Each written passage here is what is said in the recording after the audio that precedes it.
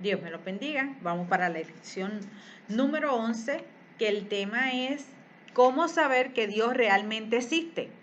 Tenemos a Isaac Newton que dice que la existencia de un ser dotado de inteligencia y sabiduría es una inferencia necesaria de un estudio de la mecánica celeste. Tenemos también la introducción que dice que la Biblia no intenta demostrar la existencia de Dios, sino que la asume. El hecho de que Dios existe se presenta como una verdad que debe ser conocida por todo ser humano, porque la creación es una evidencia suficiente del Creador. No obstante, es apropiado que en nuestra generación plagada de escepticismo, que en algunos casos presentemos a los hombres de evidencia que Dios ha dejado de sí mismo en el universo como un punto de partida para la presentación del Evangelio. Pero es importante aclarar que con la revelación natural solamente pretendemos evidenciar la existencia del Ser Supremo que creó el universo, infiriendo además algunos de sus atributos más fundamentales. Para poder conocer más plenamente al Dios vivo y verdadero, necesitamos la revelación especial que tenemos en la Biblia. No estamos llamados a contestar todas las dudas y preguntas de los incrédulos. Nuestro objetivo es mostrar clara y ordenadamente que la fe en Dios es mucho más razonable que la incredulidad. Queremos testificar que nuestra fe no es una superstición antojadiza, divorciada de la razón y de los hechos. Y aunque debido a nuestras limitaciones humanas puedan quedar áreas oscuras, sí, o dificultades que no podamos resolver del todo, estas de ninguna manera invalidan las conclusiones lógicas de aquellos puntos que son suficientemente claros para una mente prejuiciada. Pero tenemos el segundo fundamento, el argumento cosmológico o de causa. ¿Ok? Tenemos la segunda parte. Analizar las evidencias de la existencia de Dios, tomaremos como punto de partida y apoyo el argumento cosmológico o de causa. Este argumento está en la base de todos los demás y a su vez es completado por ello. Afirma esencialmente que tiene que haber una causa adecuada para producir el universo y que solo un ser personal, inmensamente poderoso y sabio puede ser dicha causa. El argumento cosmológico presupone las siguientes verdades axiomáticas, a partir de las cuales deduce sus conclusiones. Y de las conclusiones, la A es: algo no puede proceder de la nada. Aquello que no existe no puede crearse a sí mismo. Para llegar a la existencia depende de una causa anterior. Como hoy día vemos muchas cosas en existencia, algo tiene que haber existido siempre. Algo debe ser eterno y sin principio. Los materialistas proponen que la materia es eterna y produjo todas las cosas. Y los creyentes proclamamos que Dios es eterno y creó la materia. Eso es la parte A, que algo no puede proceder de la nada. Pero la parte B tenemos que dice, la causa de algo debe ser competente para producir los resultados que se le atribuyen. Las cualidades de la causa deben ser suficientes para explicar los fenómenos que produce, pero la materia que compone el universo físico no posee las propiedades para explicar fenómenos tales como la vida, la personalidad, el sentido estético, el discernimiento moral, entre otros. Como veremos en detalle en cada uno de los siguientes argumentos, las cualidades del cosmos y de los seres que lo habitan demandan la existencia de una causa muy superior a la materia, un ser con atributos extraordinarios a quien apropiadamente llamamos Dios.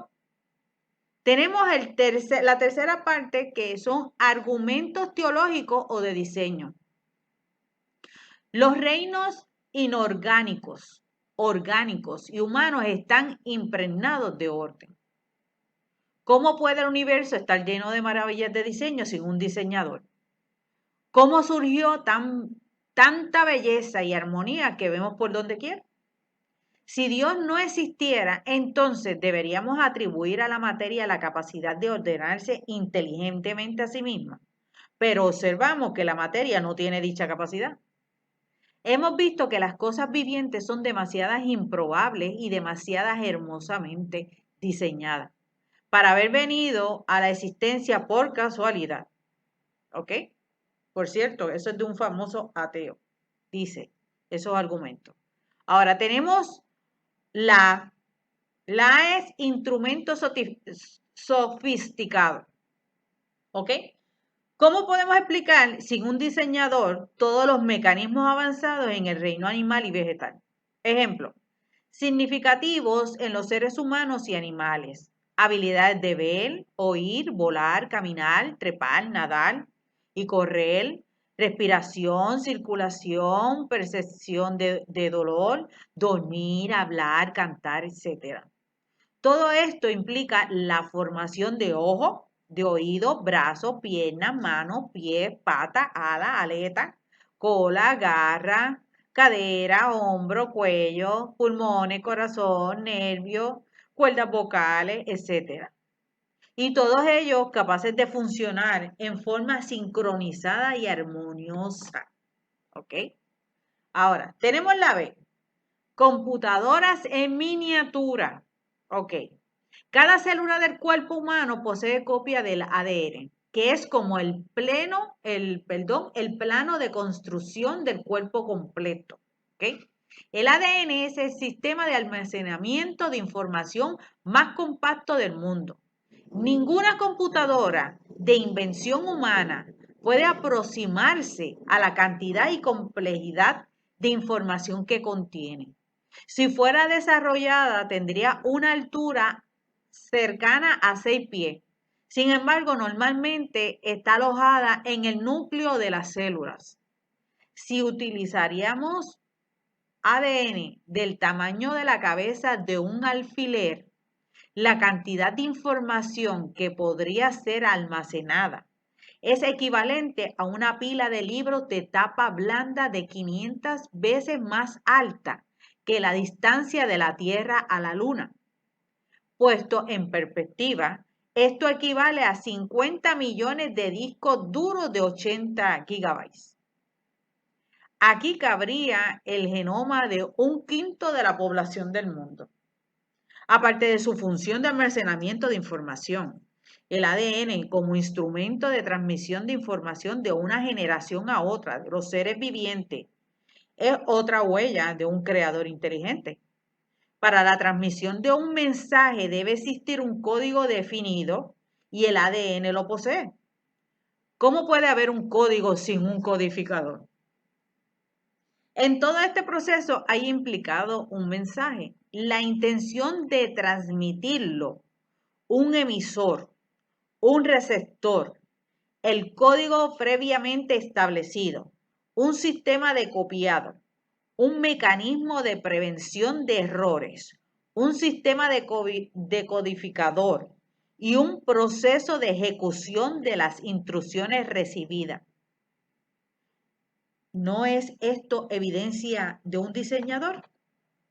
Esas son las maravillas. Ahora, tengo otra maravilla. Tenemos las maravillas de los animales y las plantas. ¿Ok?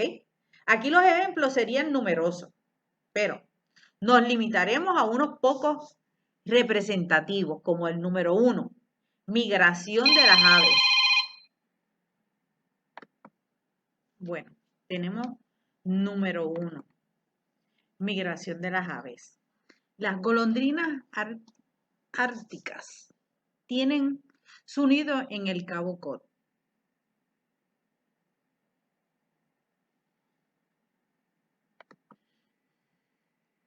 Al emigrar, cruzan el Atlántico, llegan hasta las costas de España, descienden por la costa occidental del África, vuelven a cruzar el Atlántico y llegan hasta Antártica. Al regresar de este largo viaje, llegan hasta el mismo lugar donde salieron, habiendo recorrido más de 35.000 kilómetros. Todo esto lo hacen sin brújula, ni mapa, ni calendario. Nunca se han observado que se extravíen ni una de ellas. ¿ok? Esa es la migración de las aves. Tenemos anguilas americanas y europeas. Ambos tipos de anguilas migran hacia el sur de las Bermudas para dar a luz a sus crías. Las anguilas jóvenes son entonces capaces de volver al hogar de sus padres sin recibir instrucciones de ellos ni confundirse nunca. Tenemos los pájaros carpinteros. Cuando repiquetean su cabeza, vibran como un martillo percutor. Sin embargo, su cerebro no recibe daño alguno porque tiene un amortiguador hecho de cartílago. Se aferran a los árboles con 4 garras en forma de X en cada pie. Por eso pueden colgarse al revés en una rama y bajar por los troncos de un árbol sin resbalar gracias a un músculo especial. Su cola actúa como una tercera pata mientras repiquetea en los árboles, de modo que el pájaro carpintero no rebota o se caiga. Tenemos la de exactitud de las condiciones de la Tierra y el Sol para sostener la vida. Una cita de Kretzi, evolucionista, antiguo presidente de la Academia de la Ciencia de New York, es suficiente para destacar este punto. Hemos encontrado que el mundo está en su sitio justo, que la corteza está ajustada dentro de un margen de 10 pies, que son 3 metros, y que si el océano fuera unos pocos metros más profundo, no tendríamos ni oxígeno ni vegetación. Hemos hallado que la Tierra gira en 24 horas y que si esta velocidad disminuyera, la vida sería imposible. Si la velocidad de la Tierra alrededor del Sol aumentara o disminuyera sensiblemente, la historia de la vida, si la hubiera habido, habría sido totalmente diferente. Encontramos que el Sol es entre mires el único que podría hacer posible la vida en la Tierra. Su tamaño, densidad, temperatura y el carácter de sus rayos tienen que ser todo ello ajustado. Descubrimos que los gases de las atmósferas están ajustadas entre sí y que un cambio muy pequeño sería fatal. Considerando el volumen de la Tierra, su situación en el espacio y la delicadeza de los ajustes, la probabilidad de que algunos de ellos tengan lugar al azar se encuentran en el orden de 1 a 1 millón. Y las probabilidades de que ellos aparezcan al azar no puede ser calculada ni siquiera en los billones.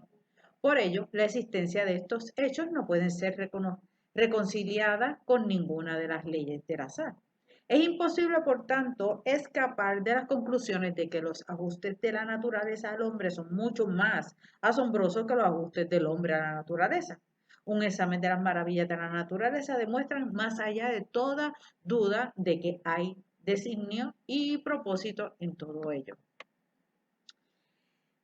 Número 4. El origen de la vida. ¿Cómo surge la vida a partir de la materia inerte? Si Dios no existiera, deberíamos asumir que la materia tiene la capacidad de originar la vida. La existencia de seres vivos con su capacidad de nacer, crecer, reproducirse, traspasar rasgos genéticos a sus descendientes, subsistir, alimentarse y realizar funciones ecológicas independientes, señala una causa mayor que el simple azar. Señala a un Dios vivo que creó todas las cosas. Algunas preguntas que podemos hacer a los escépticos. ¿Cómo surge la capacidad de reproducción si no fue Dios que lo creó? ¿Por qué surgió? ¿Cómo llegaron a existir los géneros masculinos y femeninos? Los ateos no solamente deben explicar cómo apareció la vida, sino también cómo los primeros seres vivos aprendieron a reproducirse antes de extinguirse. Tenemos la quinta parte que es personalidad. El hombre tiene capacidad asombrosa que evidentemente la materia no posee. Estas incluyen conciencia de sí mismo y del tiempo, inteligencia, emociones, voluntad, habilidad de comunicarse, creatividad, que es arte o ingeniería, instinto de supervivencia, sentido estético, moral y religioso. Además tenemos la tendencia a buscar un propósito y valorar las cosas. Si Dios no existiera, ¿quién podrá asegurarnos que no somos una mera anomalía del proceso evolutivo? ¿quién le aseguraría al ateo que aún su cerebro y sus racionamientos no son una desafortunada casualidad? Vamos a pensar más detenidamente en algunas de las extraordinarias capacidades del hombre, como el sentido estético, de donde surge nuestra capacidad de apreciar la belleza y deleitarnos en ella, porque nos deleita las maravillas de la creación y las obras del arte. En el sentido moral, de donde le viene al hombre su tendencia innata de distinguir el bien y el mal y a desear hacer el bien. ¿De dónde nos viene el sentido de culpa? ¿Cómo podría una fuerza moral como la materia producirse una ser moral? Si Dios no existiera, no tendríamos ninguna base sólida para distinguir el bien y el mal. Nadie tendría derecho a legislar sobre los demás. Nadie podría condenar vicios como la homosexualidad, el adulterio, el robo, la mentira o el asesinato. ¿Por qué cuidar a los enfermos y envejecientes? ¿Por qué socorrer a los pobres con compasión y misericordia? ¿Por qué no podríamos matarnos unos a otros y sobrevivían los más aptos? ¿Sobre qué base ejercería la autoridad los padres de familia y los gobiernos civiles? Ahora, pero vamos para el sentido religioso. ¿De dónde ha sacado todas las civilizaciones y el pueblo de los y pueblos de la tierra esa marcada propensión a la adoración y a la religión? ¿De dónde obtuvieron la idea de un ser supremo? No, vamos para lo otro, que es el propósito y el valor. Si Dios no existiera, el universo no tendría ningún propósito ni valor. Fuera solo un accidente fortuito. Nuestras vidas no significarían nada más allá de lo inmediato, si este fuera el caso. ¿De dónde habríamos sacado nosotros la propensión de hacer las cosas con significado y meta? ¿Para qué trabajamos tan duro si la vida no tiene ningún propósito? ¿Quién podrá afirmarnos que la vida humana vale más que la de los animales? Tenemos la sexta parte, que es vidas transformadas. Otra evidencia contundente de la existencia de Dios la brindan los innumerables testimonios de vidas transformadas por el Evangelio del Señor Jesucristo. No es imposible encontrar ateos que llevan una vida más o menos moral, pero podemos siempre retar a los escépticos para que nos busque ejemplos de vidas destruidas que hayan sido transformadas y rescatadas por el ateísmo. Ok, tenemos los tribus salvajes, tenemos los vikingos. Estos feroces aventureros y saqueadores autorizaron una porción considerable de Europa durante los siglos 9 y 10. Estos antepasados de los candinavos solo detuvieron sus saqueos cuando el Evangelio de Cristo penetró en sus corazones. ¿Ok? Tenemos Ibos de Calabar en África. Al finales del siglo XIX, estos eran aproximadamente 4 millones de feroces caníbales y aún los soldados del gobierno les temían. Por medio de la labor de una misionera escocesa, Mary, Dios abrió los corazones de estos salvajes y millares se convirtieron al cristianismo y abandonaron sus costumbres degradantes que incluían la brujería, el alcoholismo y infanticidio. Tenemos acusas de Aucas de Ecuador. Esta era una tribu salvaje y brutal en pleno siglo XX. No acostumbraban dejar vivo a nadie que penetrara sus territorios. 5 misioneros cristianos hicieron un plan para llevarles el Evangelio de Cristo y fueron asesinados por los Aucas. Sin embargo, Dios obró de una forma extraordinaria a través de la labor de una de las viudas de los misioneros y la hermana de otro de ellos. La mayor parte de la tribu se convirtió al Señor y algunos incluso llegaron a ser misioneros. Tenemos la parte B, que son individuos. Tenemos a Agustín de Espino.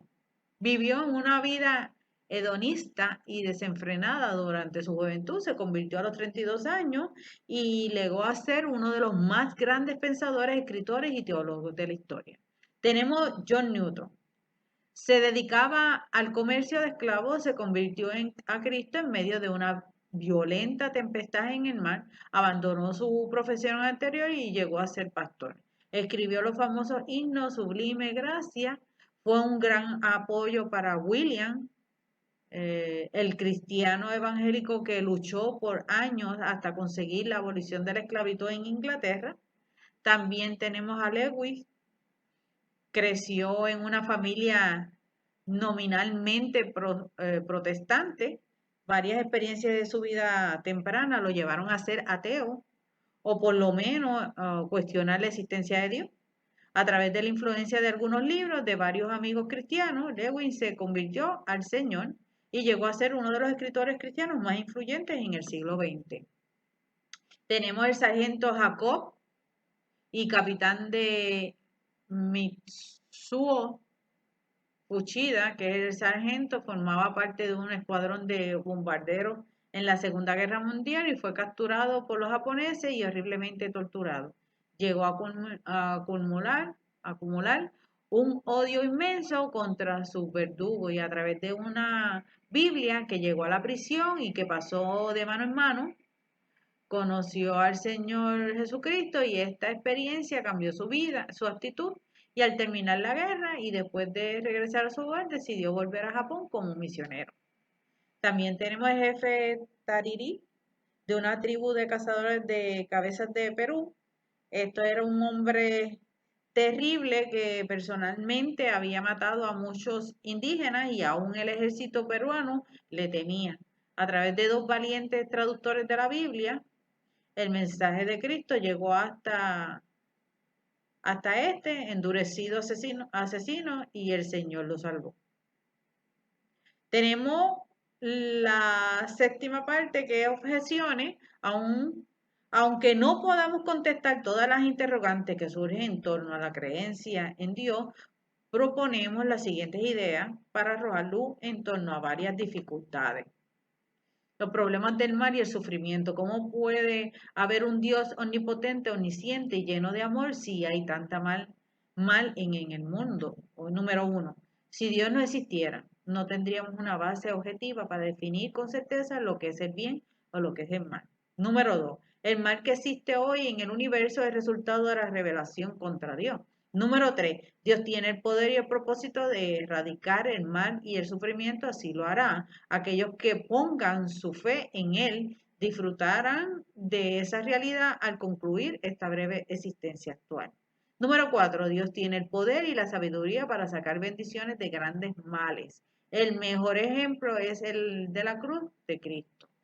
Tenemos la B. Los que creen en Dios son peores personas que los ateos. Número uno, debemos distinguir entre los verdaderos creyentes y los falsos profesantes. ¿Ok? Número dos, el Evangelio del Señor Jesucristo ha transformado a incontables individuos y sociedades. Número tres, la vida de los verdaderos creyentes también tiene deficiencia, pero aún estas vidas imperfectas muestran señales de transformación por la gracia de Dios. Número 4. Aún las naciones supuestamente avanzadas que hoy día están abrazando el escepticismo han tenido una fuerte influencia del cristianismo en su historia. También debemos cuestionar su nivel de desarrollo cuando analizamos sus tasas de suicidio y otros patrones de comportamiento. Número 5. El ateísmo coherente debe reconocer que la vida y la moral realmente carece de significado. No nos extraña por eso que los más grandes genocidios han sido cometidos por ateos o por personas que han abrazado el evolucionismo. Tenemos la C, la fe en Dios se opone a la ciencia. La fe en Dios no se opone a la ciencia, tan solo se opone a las distorsiones introducidas en la ciencia por los científicos ateos. También, lamentablemente, algunas interpretaciones erróneas de las Sagradas Escrituras han sido a veces presentadas como argumentos en contra de la postura científica. Número dos, muchas de las ciencias modernas fueron desarrolladas con fuertes contribuciones de hombres que creían en Dios, tal como Newton. Número 8, la bibliografía sugerida para profundizar en el tema. Tenemos el ocaso de los incrédulos, tenemos y que si Jesús no hubiera nacido, tenemos también teología sistemática, tenemos varios argumentos, ¿ok? Esa es la lección número 11, ¿ok? Yo espero que le haya gustado. Cualquier cosa, vamos para la próxima lección.